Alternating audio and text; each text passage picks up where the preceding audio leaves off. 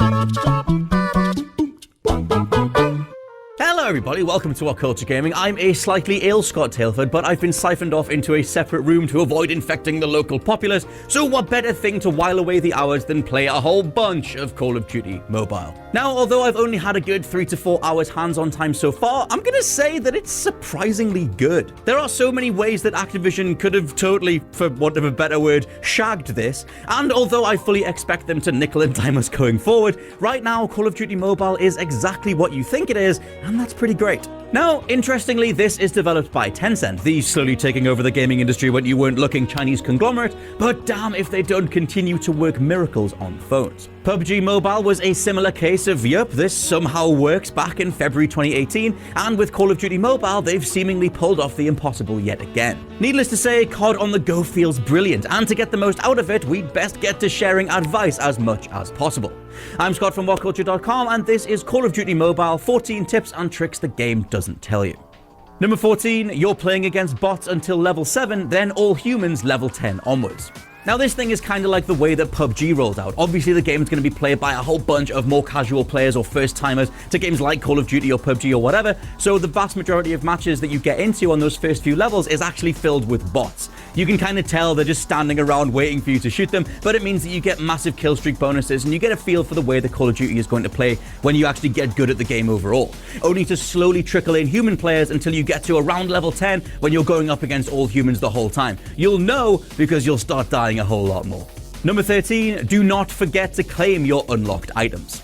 So I went a massive amount of time, a good, I don't even know, 20 matches before realizing that there's a tiny little icon on the main menu hiding all sorts of unlockable rewards, the sort of things that have been triggering after each match, and you just need to tap on it and you have a whole load of stuff that you can claim. It's based on headshots and kill streaks and downing X number of team members or whatever. It's this little thing on the side. Now we'll animate that so you can see it better, but I totally missed that for the vast majority of my playtime, and maybe that just means that I'm a big moron, but you shouldn't be. Number 12, slide by crouching while sprinting. So in an effort to bring across every single option that you have in the console Call of Duties, you can slide while you're sprinting. You just need to make sure that you tap the crouch button after you've locked in the sprint. Now I'll get on to running options and stuff later, but don't think that they haven't thought of everything. They've tried to bring across at least the majority of your tactical options when playing the full game, and I love me some sliding and some shooting, so it's good. Number 11, you can relocate all the touch controls. Another thing brought across from PUBG Mobile is that you can hop into the game settings and go on custom layout and then just literally move all the objects, all the different quote-unquote buttons to wherever you think they're going to be most effective. So although I love the advanced control scheme, sometimes you just want to tweak stuff so that it's easier or more comfortable, maybe putting the buttons towards the outside of the screen if you're a bigger person and you don't want to cover that much of the screen, just trying to shoot back. Number 10, play with headphones. A Call of Duty staple since like 2007 when it really blew up and everyone was buying those Turtle Beach, Turtle Bay, remember them from back in the day? Play with headphones. If you're playing Call of Duty, play with headphones. The amount of extra kills that you'll get just by hearing other players' footsteps or them moving around near you is exponential in the long run. Just play with headphones. Number 9, use advanced aiming. Now, the two control schemes that COD Mobile has are kind of interesting. The simplified one means that you just need to move the camera over someone and then tap the button for it to auto-shoot if it hasn't already.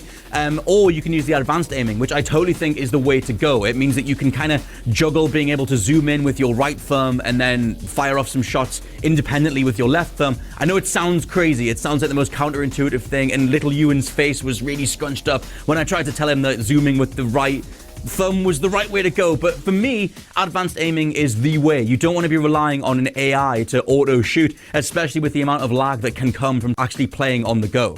Number 8, practice engaging in firefights against AI. Now, it's super easy to miss in the whole rush of, oh my god, I can play Call of Duty and all my friends can too, but once you tap on the multiplayer option, go to the bottom right and look at all the different options that you have for matchmaking. One of them is literally called Practice Against AI, and you're going to need to do that. You're going to need to put some time into reconfiguring your brain, coming across from controllers or keyboard and mouse or whatever to get used to touch controls. I just totally recommend hopping into the AI mode and just practicing some headshots or practicing moving and aiming on the go, sliding while firing, things like that. Go up against the AI, rack up a body count, and then hop into the actual PvP. Number 7, you can fire underwater. The maps released so far don't include any bodies of water that you can get underneath and flank other players, but if you're playing the Battle Royale mode, you totally do. And once you hop into the water, down on, I was going to say the D-pad, down on your touchy, floaty analog stick, we need a name for it, left side of the screen, will make you go underwater. And you can actually just get some shots off, just literally hiding underwater and just pew-pewing from underneath. Other players won't see you there and you can get the drop on them. If you end up in the water against another player or a handful of players, just duck underneath and fire from below. Number 6, go prone by holding crouch. This totally might be in the game and maybe I just missed it, but it's a very quick tip. Just hold the crouch button to go completely prone. I totally had a player just crawling through a map this morning when I was playing, which is hilarious, but the more you play, the more that skill level is going to get higher, and you're going to need to exploit things like playing the angles game, which I'm going to get to, or just going prone and waiting it out, picking your spot and knowing when to fire. Something like going prone is essential, especially if you're playing Battle Royale, and you just need to know that you need to hold down the crouch button to do it.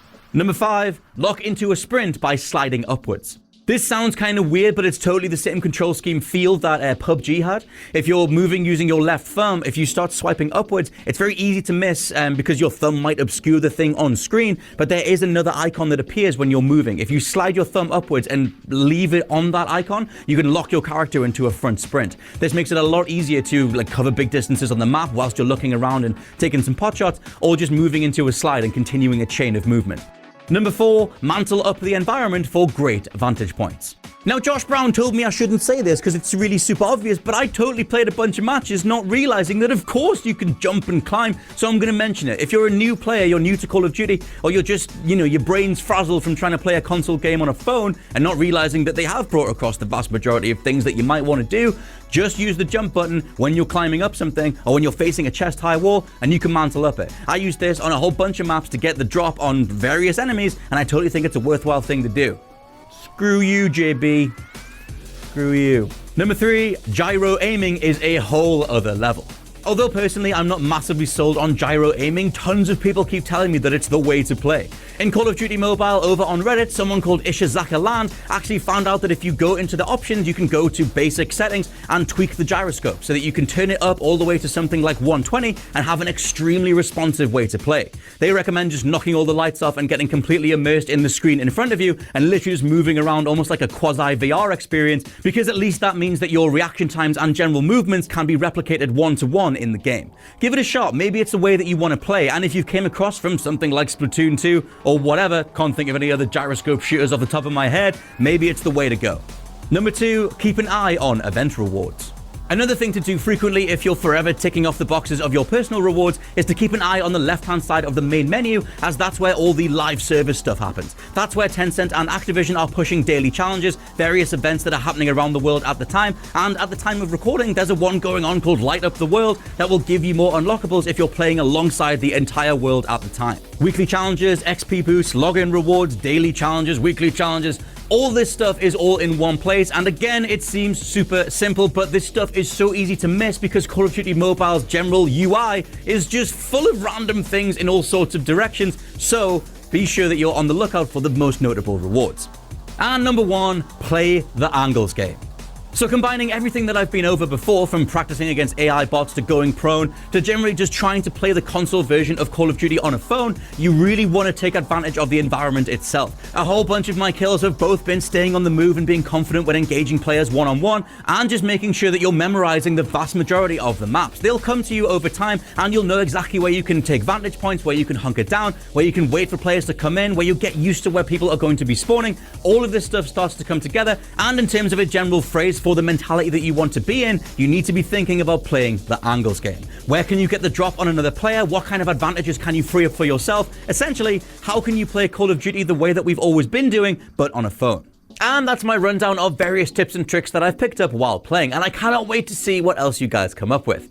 As a side note for the comments too, what do you guys think of this influx of full games now on mobile? Part of me wants to be ecstatic that Mario Kart, PUBG, and now Call of Duty are all just on phones, but the cynic or realist in me doesn't exactly trust mobile gaming one bit, and is only really waiting for things to go wrong. Let me know where you're at, and for those of you who've played longer, how have you found Call of Duty Mobile's grind over time?